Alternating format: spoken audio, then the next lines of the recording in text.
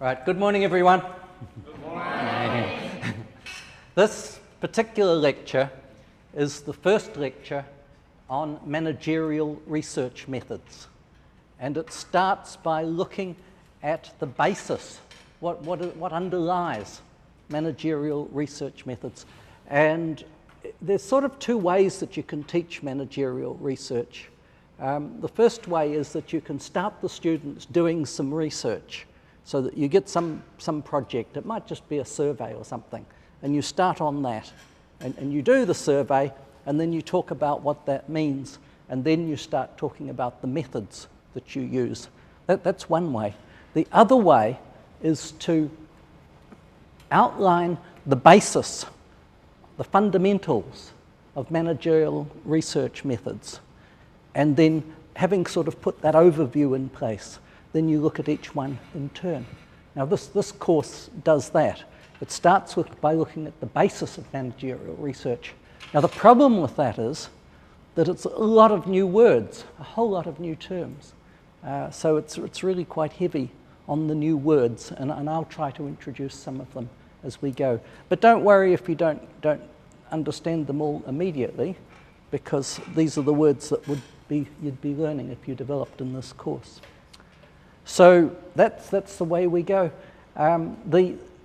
Most of the good books on managerial research methods take the approach that we're taking here.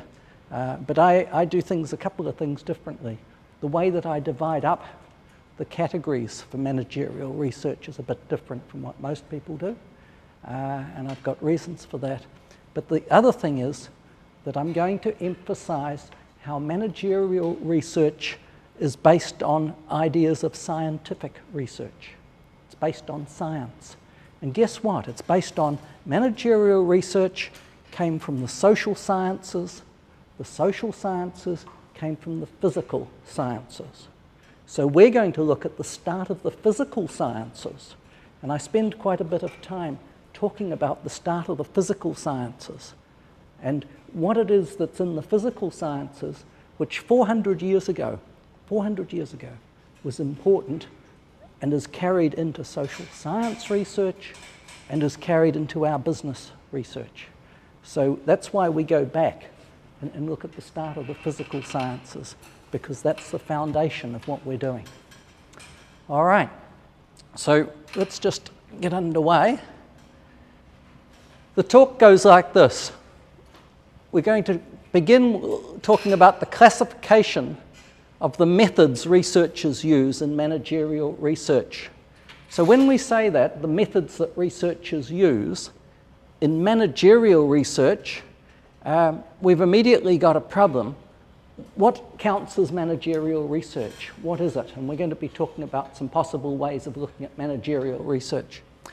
Next, we're going to talk a little bit about the standards required in research, because I want to introduce you to the idea that one of the most important things in research is that you work to the proper international standards, so that your work is a part of the research community's work, the academic work that everybody's involved in. We'll talk a little bit about the structure of the social sciences, something you've heard me on before actually, and then marketing research is the first one up. That's the first precise area of research that we're going to be talking about, and we won't get too far on that, but I'll introduce some ideas on that today. Okay, so if we're going to talk about managerial research, we need a working definition, as I've called it there, of management. Managers make decisions about practical situations. That is about the best short definition of management that I know, actually. The essence of management is decision making, and your courses, in fact, brought that out all the way through at different points. So it's make decisions, and it's about practical situations. It's about things in the real world. It's about making the world better, as we've talked about before. So decision making is the essential core of management, and the quality of the manager's work depends on the quality of the decisions that are made. So if you focus on improving your decisions, then you will be improving what you do overall. And the decisions the management makes are diverse because their situations are diverse. In other words, there's all sorts of different areas of management, and these different areas all have their own special requirements. So if you're in marketing and you're making marketing type decisions, that's quite different from if you're building a building, isn't it? But they're still under the heading of management. And research can assist many of the decisions. Research is important in the decision making. So there's all sorts of ways that research is important in decision making, and that's one of the things that we must be concerned about. If we take this point that research is about the manager's making of decisions, then research becomes something that managers use. In other words, it's a tool for managers. It's something that they can use. It's something there that they can draw upon in the same way as they can draw upon other things in their work. And I put the little slogan there, the handmaiden to business, the handmaiden to business. In other words, researchers and research is actually serving business. It's at the beck and call of business. It does what is right in relation to business. That's its basic justification. Now, if you're talking about research in that way, then the big category that applies is research as technology. Research is a technology. The same way as this is a piece of technology that we use to drive this thing, research is a piece of technology that you can use to drive business decisions, business or management decisions. All right? So what are some examples of research as technology? Well, the one that you're most familiar with is marketing research. Marketing research is going to be good if it helps the people sell more of the product or the service that they're trying to sell. It's as simple as that. It's just a tool to achieve that. There's no suggestion when you do marketing research that you're finding out any great truth about the world, or that you're getting any great understanding of anything, that you're coming across anything dramatically new or different. Marketing research is just focused on this business of selling things and how to promote things, nothing else. And what we promote today might not be of interest tomorrow, might be gone. So marketing research is really quite narrow in that sort of sense. Another one is policy research. Policy research. And the main people that buy policy research are governments, right? So the government in Beijing buys a heap of research. And I was reading an article the other day saying that there's not enough research going on in terms of the governance of China. They need more information about this, they need more analysis about that. And some of the areas that are important, like for example, economic research, big area of economic research. Some of you could end up actually working in research in economics for the government. But it's not just the central government, it's also the provincial government.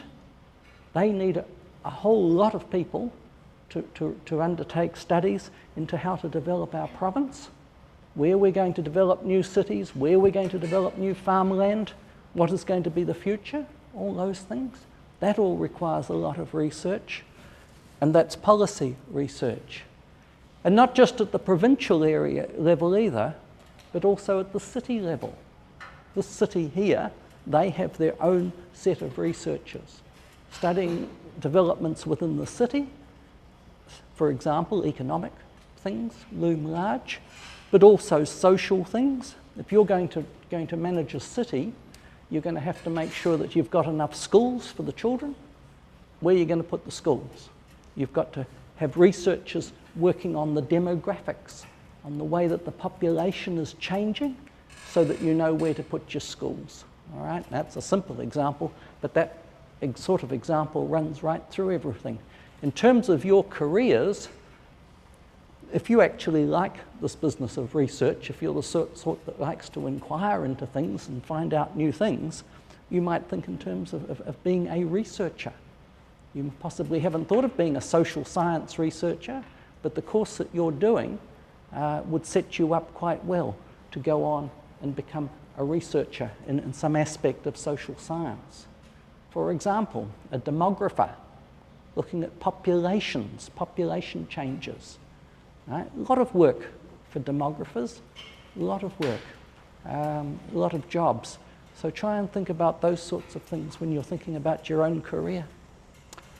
So that's policy research. Another one, which is related in some ways to policy research, is evaluations.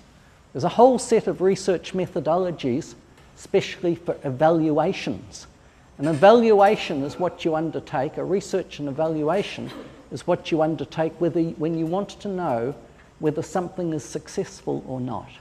And usually, an evaluation, a big part of it, is whether you're getting value for money.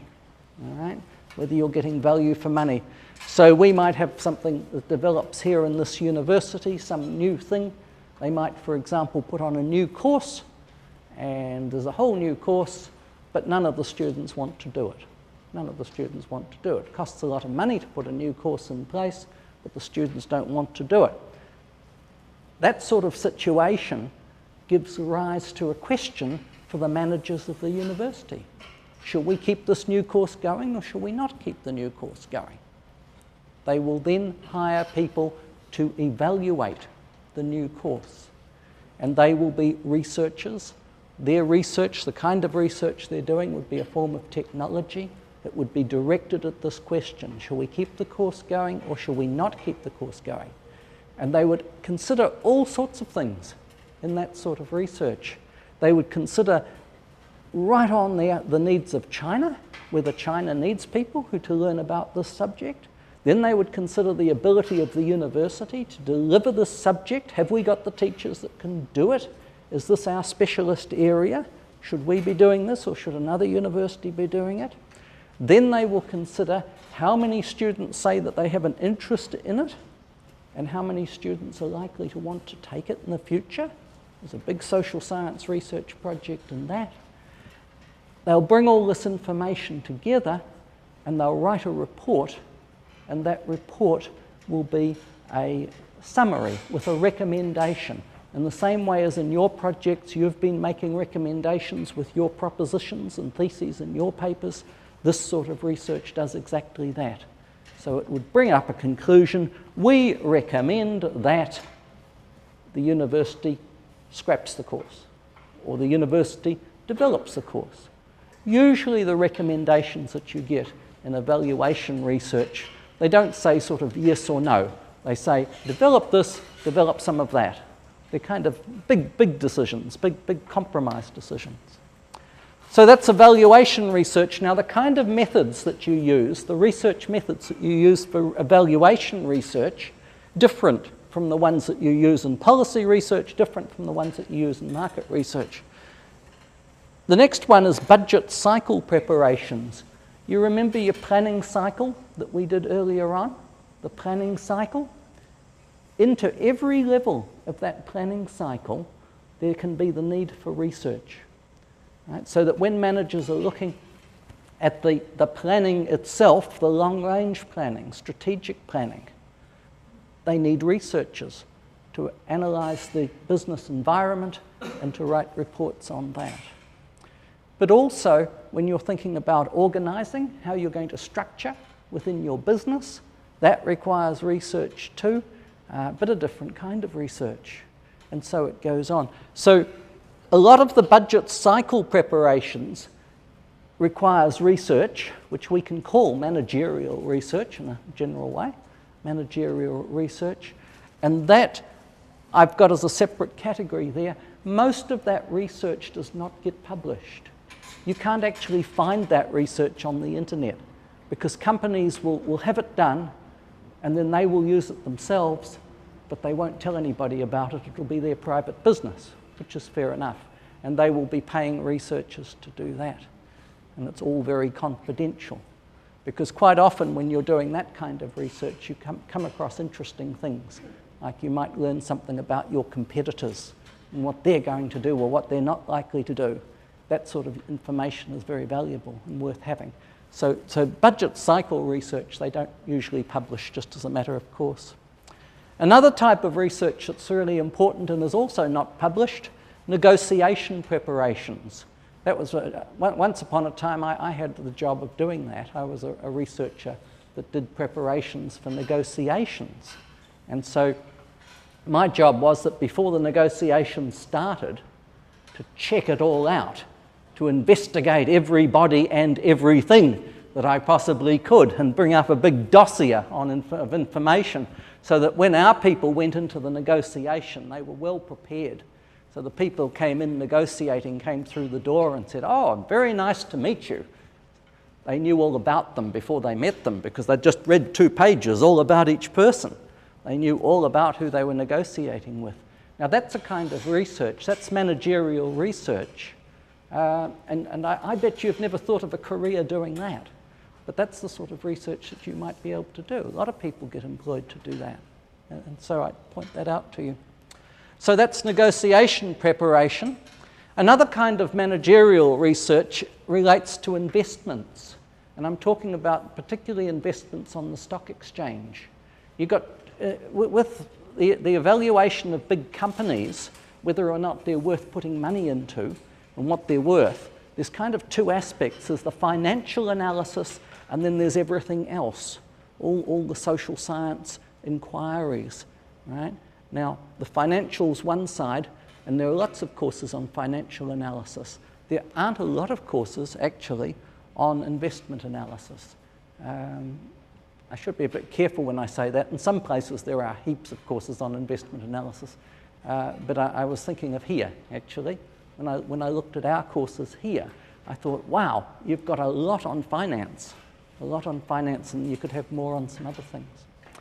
Okay, so that's investment analysis. Again, it's research as technology. The next one up is some economic research, and this is something I've mentioned to you before. Some economic research is technology. It's economists trying to give advice on particular matters, practical decisions that have to be made. But not all economic research is like that. Some economic research says, how on earth does the economy work? We're not doing any practical advice here or anything. We're just actually trying to find out how the economy works. If you ask that sort of question, how does the economy work, then you're in the realm of science. And we'll come to that in a moment. But that's not the same as saying, how do I make the economy work better? That's a different question. If you say, how do I make the economy work better, then you're in the area of technology. And most of the economists get paid for that. But quite a few of them like to just try and figure out how the economy works anyway. Okay, so some economics research. Some business research. Well, there's all sorts of things that you could call business research. I struggle to find the difference really between the expression business research and management research. They really pretty much mean the same thing. Business research and management research. I mean, some people say, oh, business research is much more focused on companies. Well, yes, that's true, but management research could focus on companies too. So I don't think there's much point in trying to distinguish between business and management research. But when we say business research like that, you probably mean research that's within a business, right? Within a business to do with the long-term planning of the business. Not different from what we've just been talking about. The last one that I mentioned there, applied mathematics, right? There's a whole branch of mathematics that deals with solving practical problems, right? Finding out what's the best way to do this and what's the best way to do that. And that's a whole branch of mathematics. And that's research as technology, and it is a social science research. We don't do that because we're not doing mathematics in this course. But that's a good thing too, and a lot of people quite like that. So in summary, if we're talking about research as a technology, research as a tool, and those are the areas that we might have to consider.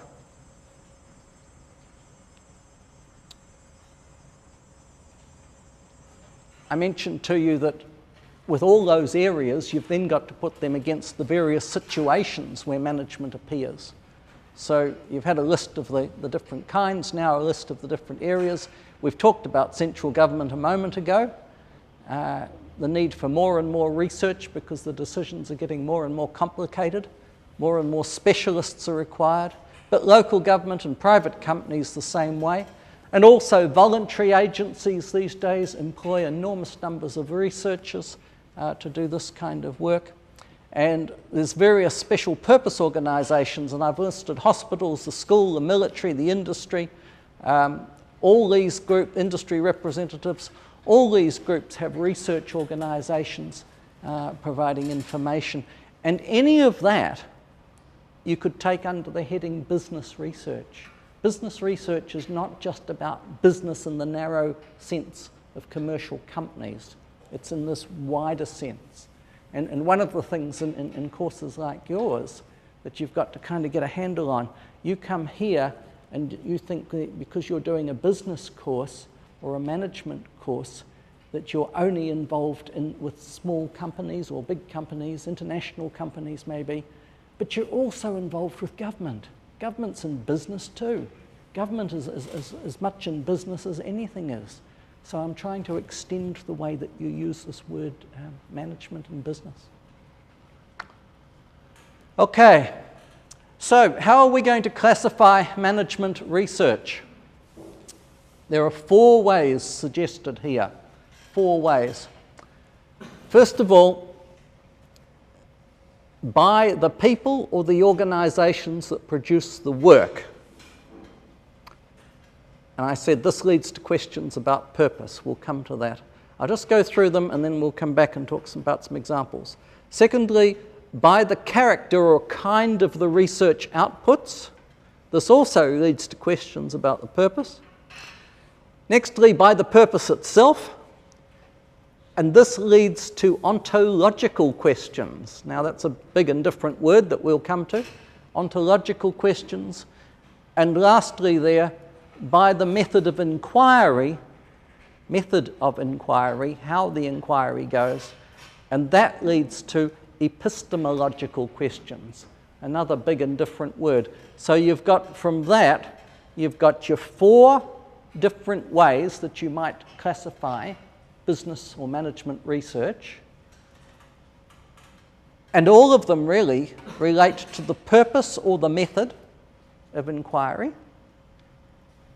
And if you're concerned about the purpose of the research, then the area of concern, the place where there's the debate about that, is in a subject called ontology, which we're going to talk about very briefly in a moment. If you're concerned about methods of inquiry, and remember this thing's called business research methods, this talk now, then it leads to epistemological questions, and I've got to tell you what that means too. All right, so let's just go back to the first one.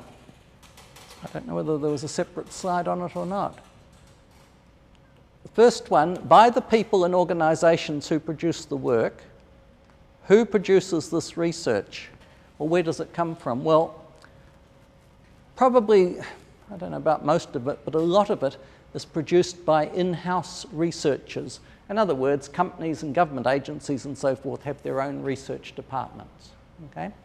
Wide variety of job titles, strong links to planning cycles, etc. So that's fine. Then there's central and local government agencies that we've talked about. Another place that this stuff is produced is consulting companies. And there's all sorts of consulting companies, lots of them, and many of you might wish to work in consulting companies. People quite often come to me and ask, how do I work in a consulting company? They think they'd like to be a consultant, and that's quite possible, practical. And then university researchers in different departments in the university, you get this sort of research. Well, that's one classification of it, but it's probably not the best. So next classification, classifying it from the basis of what's produced. Well, in-house reports which aren't published, that's obvious. Public research information reports, and they usually have some mix of public purpose with marketing objectives. What do I say there? Public research information reports. I'm going to show you an example in a little while of a report that somebody's published on the internet. That report looks like a research report, and I suppose it is a research report of sorts. but it's also being published by that company as a part of their marketing, So they're not disinterested or impartial. They've got a point of view in that, and you need to be suspicious of research that has that in it. Argumentative essays and reports, you know something about those because you have done that sort of work. That's where you were starting in your assignment for this course. Argumentative essays and reports, and they are, as I've called it, they are serious contributions to the public debate, or it might be the debate within a company. And lastly, the one that you tend to think of when you think of reports that are produced, scientific reports and papers. These are the ones that are published in the academic journals that you've been looking at in your course. And these particular ones, the thing about them is that they are always subject to peer review, that other academic researchers get to look at them and say whether the work is adequate. Okay. We're going to examine some examples to orient you to the publications. Always when you start looking at a publication, there are some key questions. You always ask yourself, who wrote this thing and why did they write it? You have to develop a suspicious mind. Remember we talked about having an open mind and a critical mind. Well, this is the critical-minded bit. You have to be suspicious of what you read. When you read something, your first question is, well, okay, but is it right? You come and look at it your own way and make your own decisions whether you want to believe in this or not. And then there's the question of what is the method the researcher used, what is the author's contribution, what is the contribution of other people, and what kind of document is this? Is it an essay, for example? Is it a scientific report or whatever? And then lastly, what are the findings or conclusions? And I put the notion there, skim read, because when you look at papers, for goodness sake, don't read the whole thing. Develop this ability to look at a paper, to look at the title, to look at the abstract, to go and look at the conclusions at the end, right? And that's probably enough. For most papers, you're not going to spend any time reading them, all right? Students, every so often we get students that read the whole thing. They don't read a lot of papers, but they read one or two in great detail. That's really a waste of effort. You just have to learn to sort of get the goods from them very quickly and easily. Skim reading. Okay, an example. You'll find that on the internet somewhere if you look. And there's their report. The new social operating system. The report was called Networked, and it's by those two guys. And that's what it says. That's its abstract. Daily life is connected life. Its rhythms driven by email, text messages, tweets, and Facebook updates. Now, are you thinking critically about that? Daily life is connected life. Its rhythm is driven by email, text messages, tweets, and Facebook updates. Well, you don't have Facebook in China, but you have a Facebook in China. Now, that may be true for some people, right? But it's not true for the gardener that I passed when I was walking here. There was a little team of gardeners down there. They're nice, the gardeners. I like the gardeners. And I try to talk to the gardeners, and they don't talk much English, and I don't talk any Chinese, so it's an interesting conversation. We point at things and sort of nod and agree they're nice. Thinking of those gardeners, is their daily life connected to the rhythms of email, text messages, tweets, and Facebook? Not at all. Not at all. They have their own social group and their own way of doing things. There are a few people who might be in that category, aren't there? There are some people in some sorts of areas. These guys who are writing this article, they put it on the internet. Who are they writing it for? They're writing it for the sort of people that they've described there, aren't they? It's actually for those people. If you read it through very carefully, you'll discover in that article that that is actually a research company. It's written a paper The paper looks as if it's all about a new idea, bright ideas, good thoughts, progress. But in actual fact, the reason they did it is marketing. It's a sort of subtle marketing paper. It's really trying to push a point of view.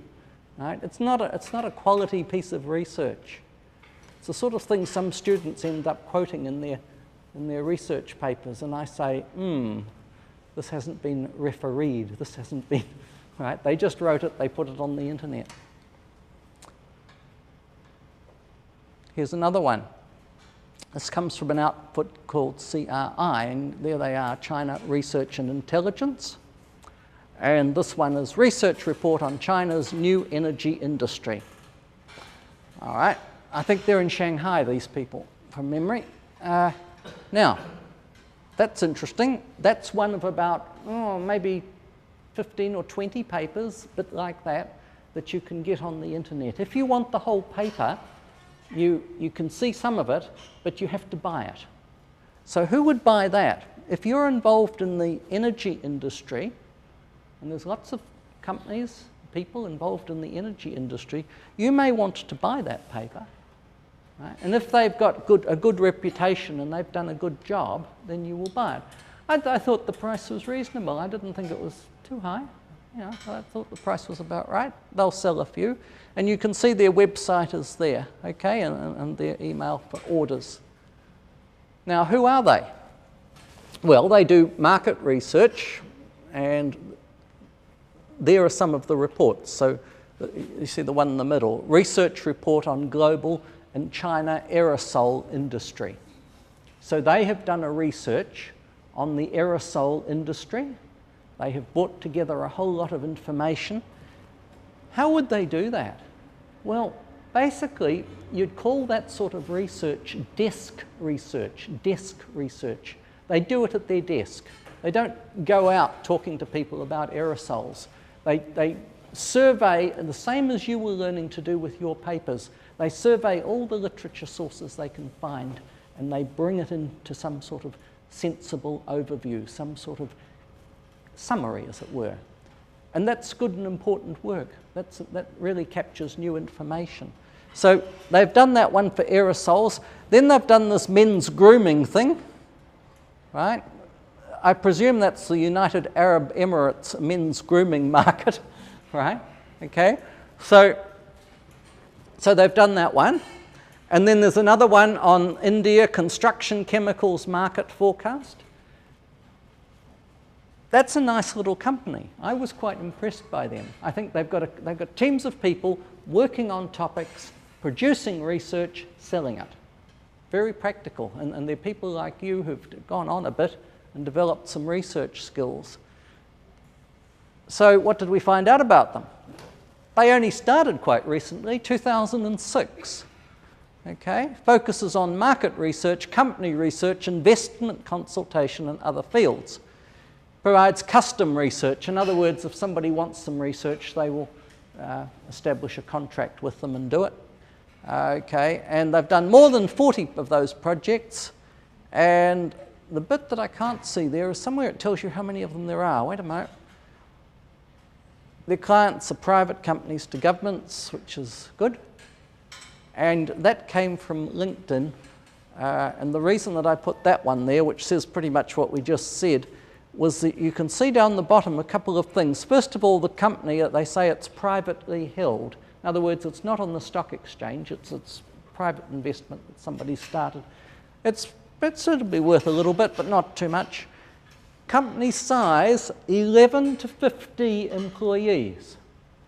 So they've probably got a core group of 11 or 12, and then they will have other people that will work on particular projects with them, right?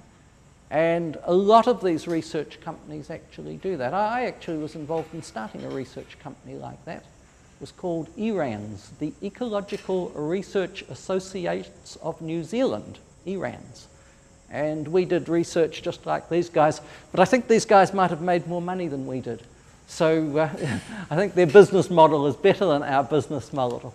We did too many contracts for people that didn't have money, namely broke government departments. Right? And We were interested in saving the fish and the whales and goodness only knows what else. We did biological research as well as the business research. So that's a good example. So I point that out to you because if you could get involved in a small company like that, that's a really good career move for you. That's something that you could really do. It's quite practical. Last thing from this company.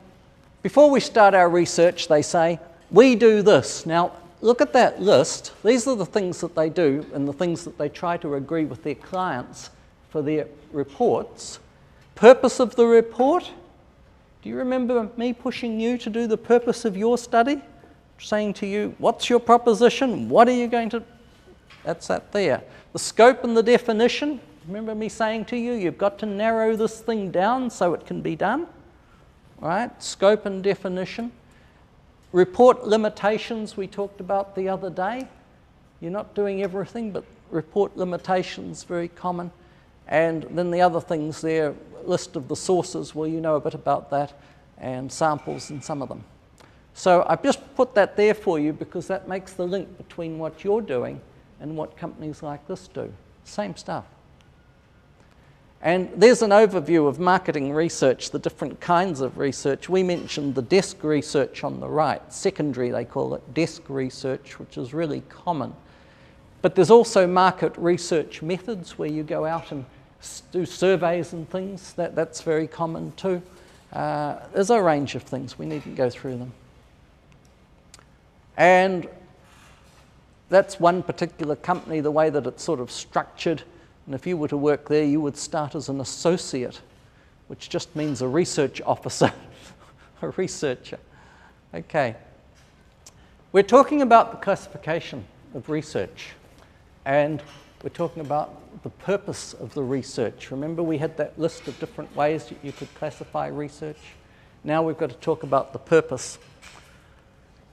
It's a common sort of a way of doing it. We look at what is produced and called research and we ask why it is produced, and we can do this by considering the documents that are produced, and the research is to answer the manager's practical questions. As we've already mentioned, this is research as technology as a tool, but there is also research to find out about management itself. Assuming you've already agreed with me when we began this talk that these are the things that we commonly call management, now we've got research to find out about management, and this research is scientific or science. Okay, so research is science. The problem with that is, I can say to you it's science, but you're all going to have a different view of what science is. And your views of what science is and what other people, those who study these things, their views of what science is, they're very wide apart. They're very different. In other words, the common view of what science is not the real view of what science is. There is a big debate about what is science. And there are two disciplines that I mentioned there. One's epistemology and one's ontology. They're a part of this debate, and the general word for the name for the debate, you might call it all the philosophy of science. Okay, now just some working definitions. This word epistemology comes from a Greek word, episteme, a Greek word. It's anything to do with knowledge. All right, so when you see the word epistemology, just think knowledge. Okay, that's your first thing. Think knowledge. So what are the questions that we can ask about knowledge? First of all, there's the question, what counts as knowledge? What counts as knowledge? And usually, what counts as knowledge, it gets contrasted with what is belief. What is belief? So to say you know something is supposedly stronger than saying that you believe something. Right? So you might all believe something different, but your knowledge could be the same. Well, that's one way. I wouldn't go too hard on that if I was you, but that's the sort of way that these words get used. All right. So we've got this question of what counts as knowledge. Now, the question of what counts as knowledge right, as a branch of epistemology. That leads us, once we say what we think knowledge is, then we then have to go on and say how you acquire it, how you get knowledge, how you gain knowledge. And one possible answer to that is that this is what science is about, gaining of knowledge. That's one answer. And then there's this whole question of when you've got knowledge, how good is it? And you all know that we had Newton's theory of gravitation, and everybody thought that was pretty good until Einstein came along. And Newton's theory of gravitation was just wiped out totally. We don't use that or need that anymore. We now have another theory of gravitation, totally different. So Newton's gravitation is gone. It's gone in the sense of the theory, and the importance of the theory. Doesn't mean we don't use it practically for a whole lot of stuff. When people get blasted off to the moon in the Chinese space program that's going very actively at the moment, the mathematics that they'll do there will be Newton's physics, Newton's mathematics. But nevertheless, we know that it's wrong. We know that it doesn't work in certain circumstances, but it works well enough to send people to the moon. Okay. So epistemology, anything to do with knowledge. What's ontology? We thought epistemology was awkward enough. You want to try ontology. Ontology is about what there is, what exists, i.e. what you've got to explain. All right, what you've got to explain. I'll give you an example. In the physical sciences, there's really only two things that they've got. Matter, and energy, as in waves, matter and energy. Physics says there's matter and energy, and we're going to explain that, okay? So if somebody comes along and says, I saw a ghost over there, this white thing just sort of, I thought I saw a ghost. Well, science can't really address that unless there is matter or energy. Right? You could believe in ghosts or gods or whatever you want to believe in, but science can't look at that because science has restricted itself to matter and energy as waves. Right? Science can investigate heat because when I walked over here it was very warm and I could even feel it on my umbrella. Yep, science can investigate that. All right? But if I have some sort of strange idea that there is a God giving us heat, science can't investigate that, all right? Because it's not matter or energy. So ontology is about what there is to investigate, and ontology becomes really important in relation to the social sciences. Let me show you an example which I sometimes use. Let's say in physics we're going to do a little demonstration. We're going to drop this thing, and it will go down there at a certain rate, won't it? It will accelerate that way. We know that, and we can calculate when it's going to hit the floor, right? So if we know it starts here, we know the distance, we can accelerate, okay? Let it go. Now it didn't hit the floor, did it? So if we're doing physics, how does physics explain that it didn't hit the floor? You see the problem? I sucked you in. Right? I said to you, right, we're talking physics here. This thing, when I drop it, it's going to go down and we can calculate when it hits the floor. And that's true, we can. And that's fine. And we could do lots of these things and we could measure it and it would all be good. But in this particular case, when it went down, I grabbed it. Now, if science is about trying to predict the future,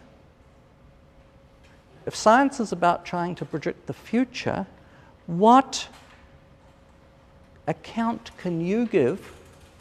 What account can you give to explain my grabbing it? What explanation can you give? The problem is that you can't give an explanation from physics because my grabbing it didn't come from physics, it came from me. So you've got this big difference between the explanation in physics and the explanations that are about people. Right? about people. And that's the difference between explanations in the physical sciences and explanations in the social sciences. And guess what? In your business research, you are in the social sciences. You're trying to explain things that are to do with people. And that's a heap harder than trying to explain things in physics. Much more of a challenge. So you think, people sometimes think business research, part of social science, must be easy. In actual fact, it's probably about as difficult as research gets to do it well. Okay, so let me just summarize. We've looked at the various ways that you can classify research. We talked about 4 different approaches to classifying research. We've focused on the fact that research comes from science by way of business research being derived from social science research, and that is derived from physics, from physical research. And next time we can talk more about how that actually happens. All right. Thank you very much.